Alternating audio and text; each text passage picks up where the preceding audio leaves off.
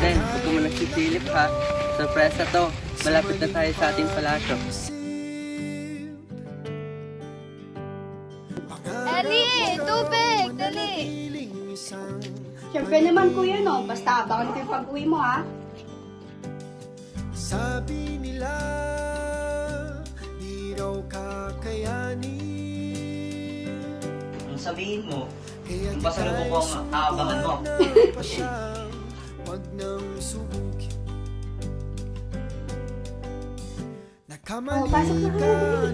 Yes, Adel. Ito na po ang ating palasyo. Ikaw ay natauhan. Pumaling ka lang sa tamang daan. Oh, ito, tsaa. Ilang beses man matapat sumubso.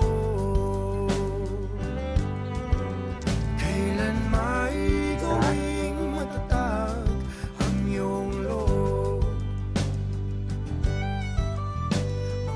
Tapos, mga ganito po siya katangkad. Wala ba kayong litrato? Kawalan lang yan sa hangin. Bukas Adel, ay malapit. hindi ka nag-iisa. Nandito kami ni Irene para sa'yo. Tutulungan ka namin na hanapin si Kuya Irene. Hindi ka namin iwan hanggang sa makita natin siya. Nay, Kapatid niya, asan yung mga kapatid niya? Kuya, ano pong balik na? Yung nangaho eh. Ganda-ganda kong umalis sa kanila. Basta na, kung ako mo sa akin na nakakasama lang ang kapatid. Huwag mong sosolohin, di ka mag-isa. Ikaw pa rin ang sumisay sa buhay. Tadhana,